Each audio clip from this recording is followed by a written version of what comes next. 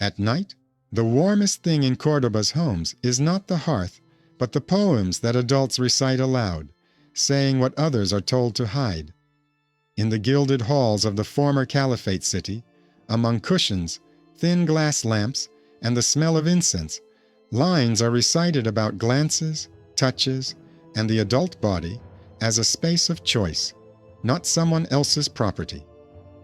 Outside the walls of these salons, in the narrow streets, people argue about taxes, Christian raids, and which emir will remain in power.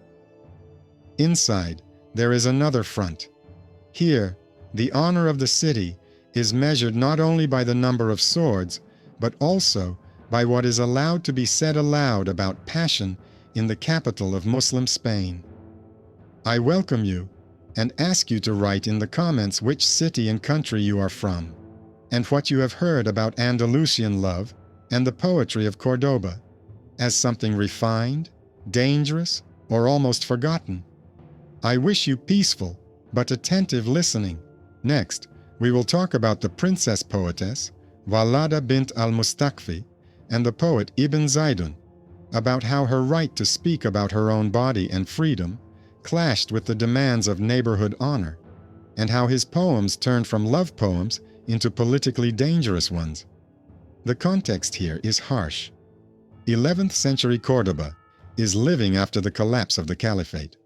The Umayyad dynasty has been destroyed, and small taifa states have sprung up on its ruins. Some families have lost their income, while others have risen by selling grain, weapons, and mercenary services. The emirs negotiated with Christian kings, paying ransom in silver rather than glory. But poetry remained the main public language of status and conflict. Poems were used to communicate the ruler's favor, mock rivals, and cautiously formulate complaints and threats. The poet's divan is not just a collection of lyrics, but a document by which the political history of the city is later read. Wallada appears in this world as an adult woman from a fallen dynasty. Her father, Caliph al-Mustakfi, was overthrown and killed. The house lost its throne, but retained some of its wealth and connections. This gives her a unique position. She is too noble to disappear into an ordinary harem, and too politically dangerous to be left completely alone. Chronicles and biographies note her salon in Córdoba as a place where poets, lawyers, and scholars of both sexes met. Sources emphasize that she moved in this environment without the complete seclusion customary for women, and allowed herself to write texts in which the female I speaks of her own desires and dignity in a way that was usually only allowed to men. The poetic culture of Andalusia was not sterile. For centuries, adult men composed love ghazals, table poems about wine, nights, and physical pleasure. But the right to express their experiences in the first person belonged almost exclusively to them. In conventional courtly poetry, women were images, comparisons, rewards, but not subjects. Wallada broke this pattern. The lines attributed to her speak of her beauty, freedom of choice, and contempt for cowards and hypocrites. Even if some of the formulas are condensed by later memory, for contemporaries, the very fact of such a voice is tantamount to provocation. The princess behaves like a male poet, but remains a woman, subject to the norms of modesty and reserve. Ibn Zaydun enters her circle as an adult man from the urban nobility, an educated lawyer and poet associated with the ruling elites of Córdoba. His poems are read at court, copied into notebooks, and quoted in private homes. In his divan, love motifs are intertwined with hints of the loss of the old order, expulsion from the privileged circle, and fear of the fickleness of patrons. His relationship with Wallada was not a private romance, but a union of two public figures whose texts immediately became the subject of discussion among emirs, viziers, and envious courtiers. At street level, this provokes a simple reaction. For artisans and merchants, the luxurious salon of the poet princess is not a space for subtle games, but a reminder of the gap between their cramped homes and a world where noble adults discuss bodies and freedom, while the rest count coins at the market. When prices rise, when news of a new tax or defeat arrives, rumors gravitate toward a familiar narrative. Somewhere above, women and poets live too freely, and the city pays for it. For neighborhood morality, Wallada becomes a convenient symbol. Through her, one can complain about everything one dislikes in the changed Córdoba. At the courtyard level, envy and fear take the form of denunciations. Wallada's salon is also a hub of connections between different groups of influence: supporters of the former Umayyad line, people serving the new regime, officials controlling the treasury. Ibn Zaydun relies on the patronage of the rulers of Córdoba, but he has rivals who benefit from weakening his position. The chronicles of the Taifa describe how a web of accusations gradually tightens around him. He is portrayed not only as the lover of a too independent woman, but also as a person who is allegedly dangerous to the stability of the regime. His erotic and nostalgic poems begin to be read as political hints. In the mythologized picture of later times, Andalusia is often presented as a place where Islamic rule allegedly ruthlessly stifled all passion. Real divans and chronicles reveal a more unpleasant truth. Poetry about the body and desire was one of the showcases of Córdoba's cultural power. But precisely because of this, every too bold word could become a weapon. Wallada pays for the right to speak on her own behalf, with the constant risk of being turned into a symbol of the city's depravity, while Ibn Zaydun pays with the loss of his freedom and exile when their personal history becomes a convenient platform for court intrigue. This struggle then unfolds in full force. A string of denunciations, demands to protect the honor of the neighborhoods from female subjectivity, prison and exile, against which only that which is easiest to copy survives. Lines that have survived both the courts and the political map of the Taifa. The series of denunciations in Córdoba begins with everyday details.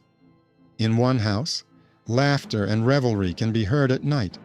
Adult guests come unaccompanied by older relatives, and in narrow alleys, lines are recited where a woman's voice speaks of her own body and dignity. In the context of the collapsed caliphate and the struggle between the Taifas, such salons are perceived in two ways: as a showcase of cultural prestige and as a dangerous hub where poetry, money, resentment, and hints of political nostalgia circulate simultaneously. Any free lifestyle is immediately given a moral packaging, and morality is a convenient language for the fears of the authorities. Wallada, an adult woman of Umayyad origin, finds herself at the center of this scene. Her home is not a closed harem, but a mixed salon where poets, officials, and educated townspeople gather. She responds to poems with her own lines, in which the female I describes herself as a subject of choice, not as an object of family disposition. Later, anthologies record her among the ranks of recognized poets, but moralizing chroniclers use the same facts as material for accusation. They emphasize that she received guests without strict supervision, allowed herself free expressions about freedom and desire, and allegedly violated the honor of the neighborhood. It is impossible to determine how much of this is accurate observation and how much is the construction of an exemplary case.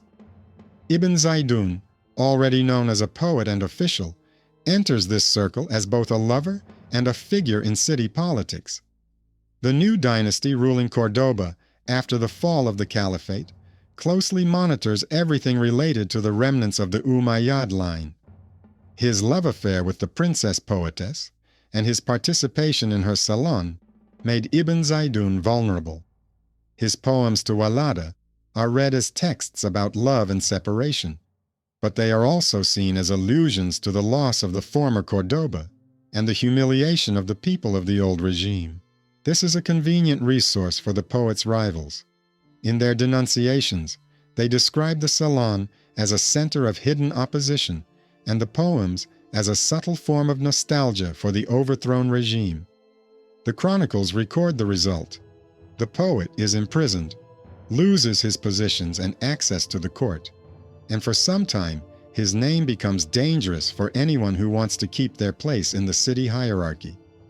The formal charges revolve around politics, but the background to the case is his connection with Wallada and her reputation as a too free woman. The salon itself gradually empties. Some of the guests step aside so as not to share the risk of disgrace, and the motive of neighborhood honor begins to work against the very milieu that was recently praised for its sophistication.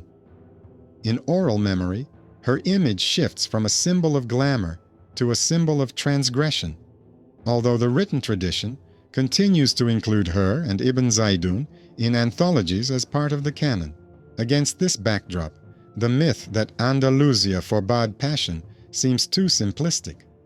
Sources show a city where adult erotic poetry is not a marginal practice, but part of courtly games, where emirs encourage competition in the description of the body and pleasure. The ban does not concern the fact of passion itself, but its bearers and the political context.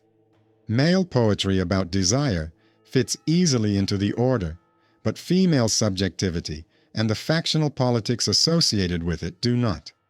Documents leave traces of imprisonment, disgrace, and changes of patrons. Sofas, lines where Córdoba's love and honor are intertwined so that they can no longer be separated. Through them, it is clear that in this society, poetry is not only a form of sensual self-expression, but also public politics. And that is why poems survive quarterly denunciations and regime changes, even if the bodies of their authors have long disappeared from the urban landscape. At the same time, the very perspective on female publicity begins to change in urban texts. Before Wallada, adult women hardly ever appeared in chronicles as separate speaking subjects. Their existence was traced through marriage alliances, childbirth, and wills.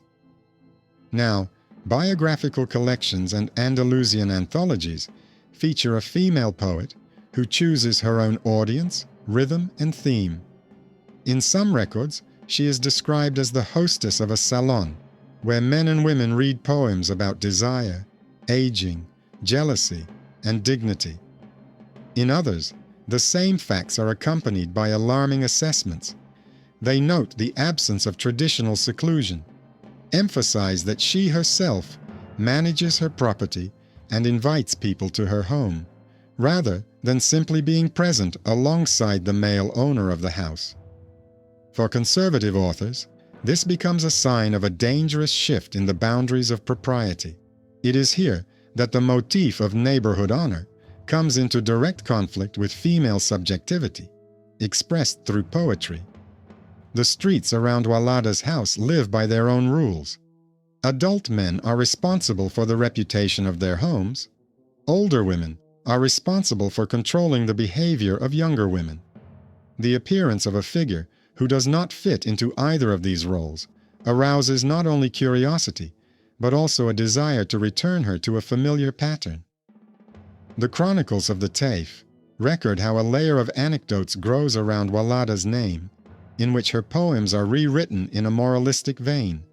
Instead of complex work with the image of the body and freedom, only hints of excessive licentiousness remain. Her relationship with Ibn Zaydun is treated in the same way.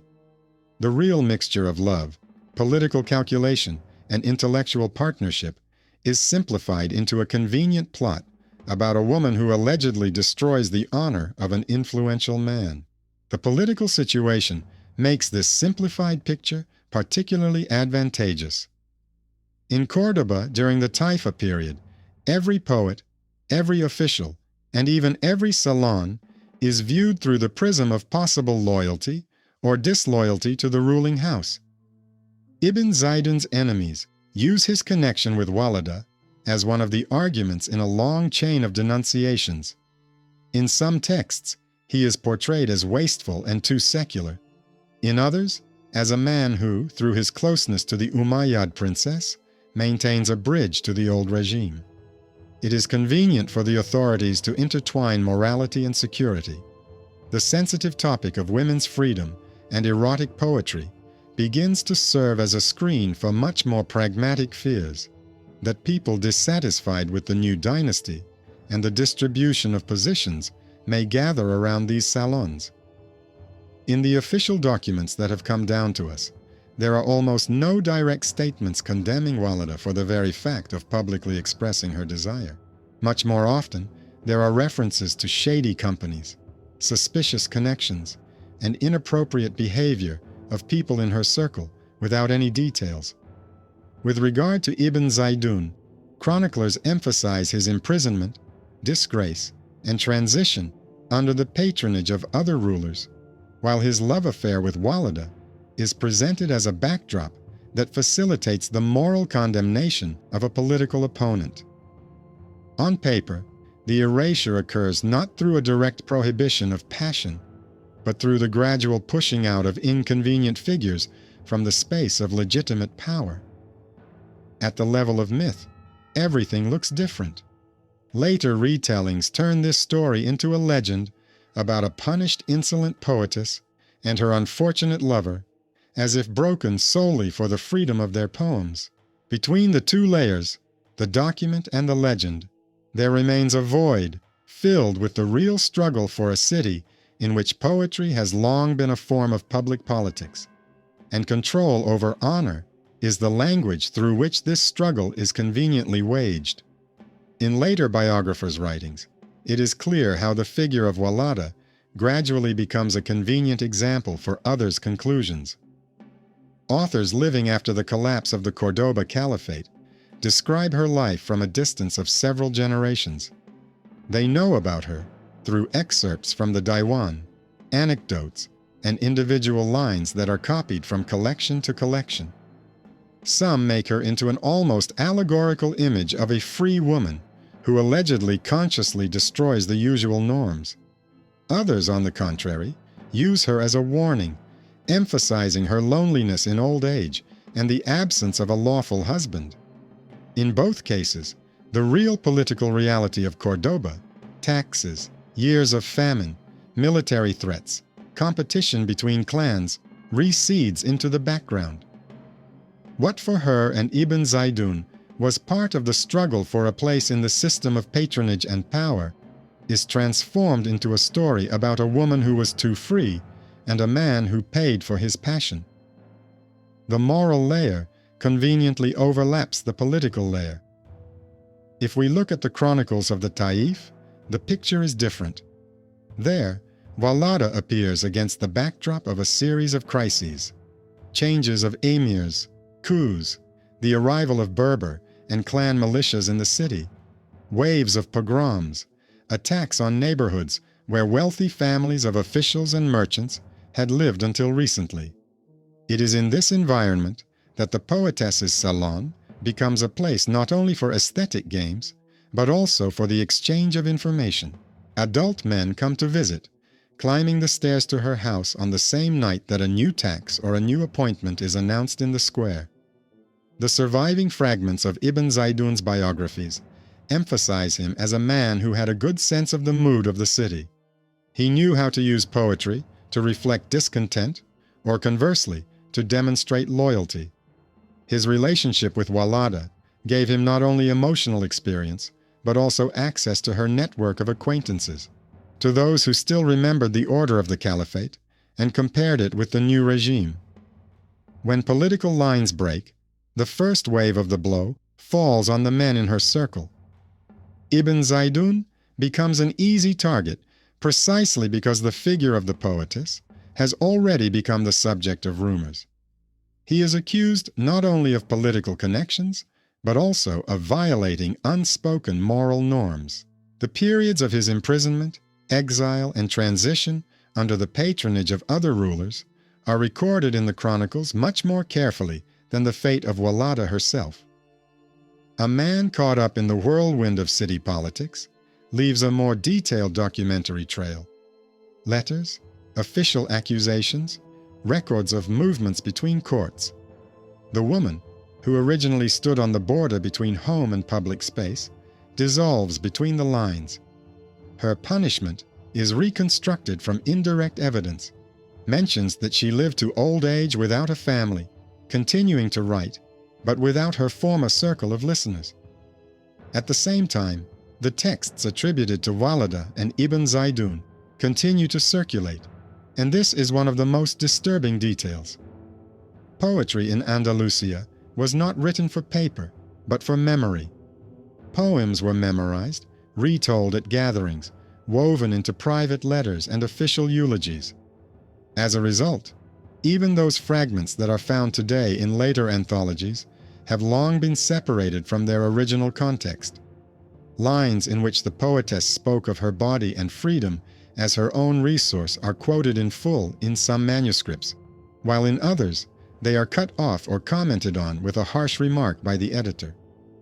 Male biographers explain that such candor is unacceptable, thereby simultaneously condemning and unconsciously perpetuating it.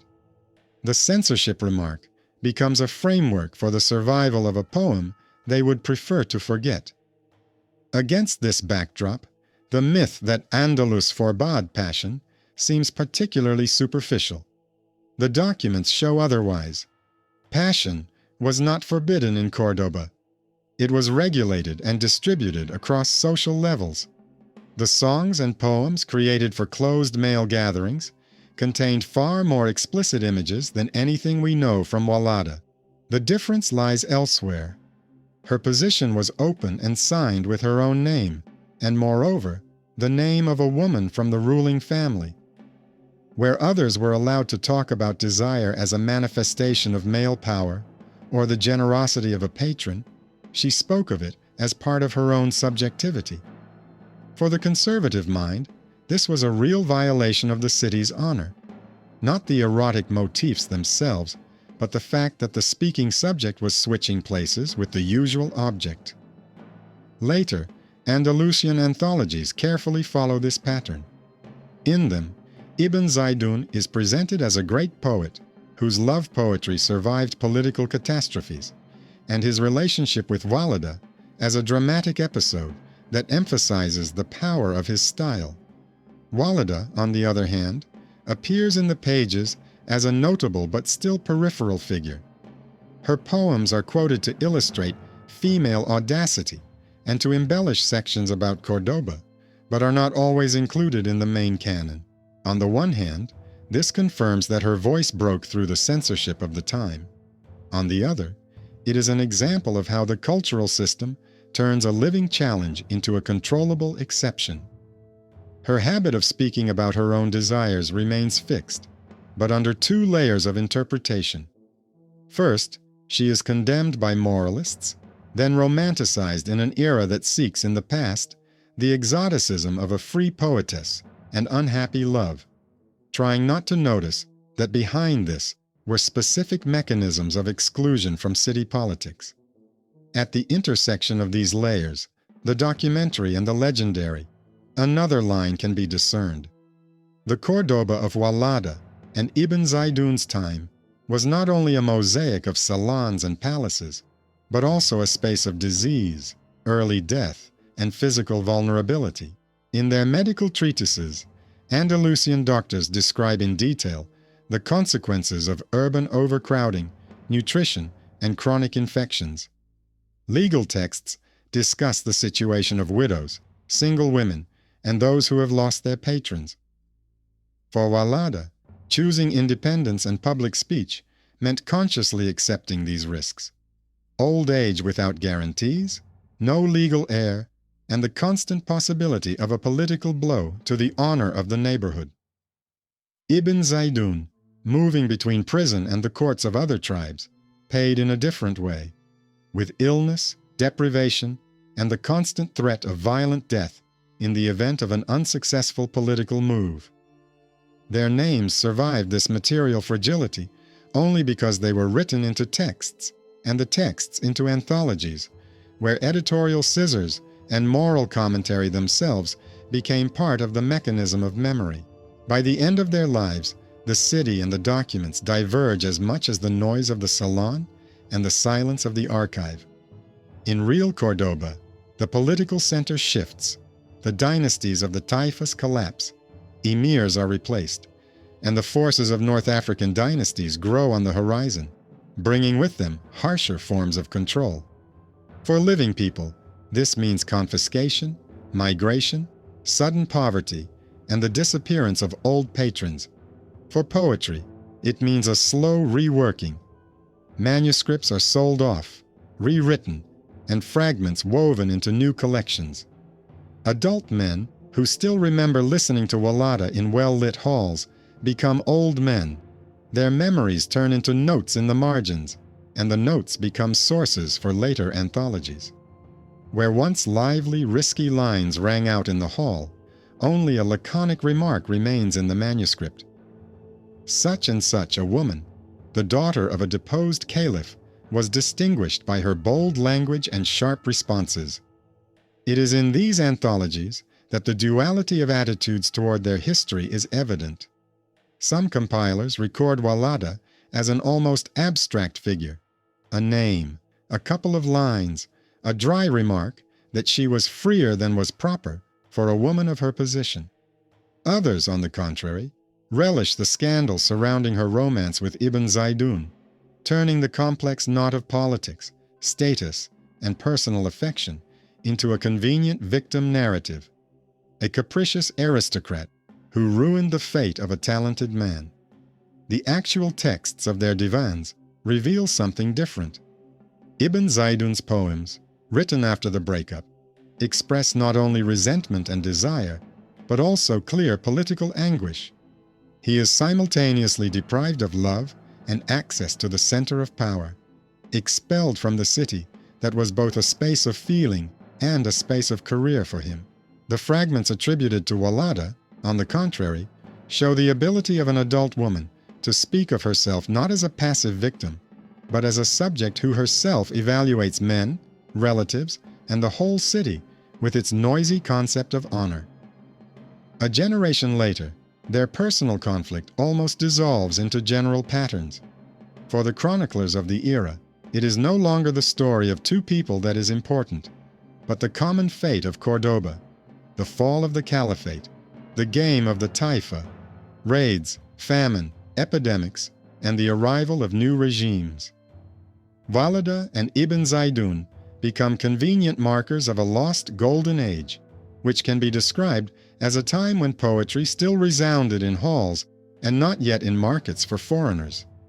Their erotic and romantic lines in such descriptions become proof of a refined culture capable of speaking about the body in a subtle and multi-layered way. At the same time, the specific mechanisms of violence, pressure, and denunciation that their real lives went through are almost never mentioned on the page. There is only a brief mention of the poet's exile, the woman's particular audacity, and the fact that their names have been added to the list of the greats. Later, moral reformers, referring to the Andalusian past, often use their figures as convenient warnings. For some, Wallada is an example of how women's freedom of speech allegedly leads to chaos in the home and in the city. Ibn Zaydun is a victim of weakness that distracted him from political service. For others, on the contrary, they are the embodiment of a lost openness, when in the Islamic West it was possible to speak more directly about one's desires than was later permitted.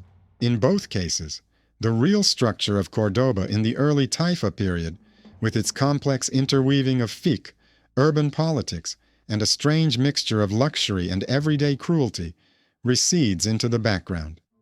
The myth says that Andalusia forbade passion, or conversely, that people there lived in a constant state of celebration. Documents, divans, chronicles, letters show something else. Passion was never just a private matter. It always became part of public politics, and the closer a person was to power, the more any poem became a political gesture. What survives time best is not court decisions or reports of denunciations, but the texts themselves.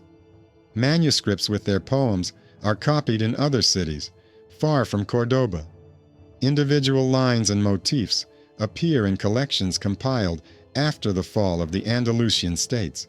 In these anthologies, the details of neighborhood disputes and dry records of the poet's expulsion disappear. What remains is a brief summary of their fates. She is the daughter of a deposed ruler who allowed herself to speak about her body and her choices. He is a poet and official whose love and career are entangled in the same political web. The names of the people who wrote denunciations, initiated investigations, and put pressure on the honor of the neighborhood are blurred into vague formulas such as envious people, malicious people, and rivals at court. Their fear of female subjectivity and of the fact that the word love could undermine the established order dissolves into the usual historical noise. All that remains is what they tried to drown out. At the level of everyday morality in Córdoba, they never prevail. During Wallada's lifetime, her reputation remains ambiguous. For some, she is the patroness of literature and a symbol of civic pride. For others, she is the source of grim talk about women from good families, looking at themselves too freely. Ibn Zaydun never regained the position he had enjoyed early in his career. His attempts to integrate into new courts, write panegyrics to other rulers, and imitate his former success could never overshadow the shadow of exile. Their personal decisions, to open a salon, to speak in the first person, to mix love and political poetry, to enter into relationships that the whole city considered too loud, remain without direct justification in the documents. But it is precisely these decisions that ensure their long life in memory. In an era that likes to say in hindsight that Eastern cities suppressed passion, it is their texts that serve as a counterweight. They show how the body, voice, and political status are intertwined in one city, and how attempts to silence this voice through denunciations and exile break living people, but hardly affect the words themselves, which continue to circulate long after the gilded salons have turned to dust.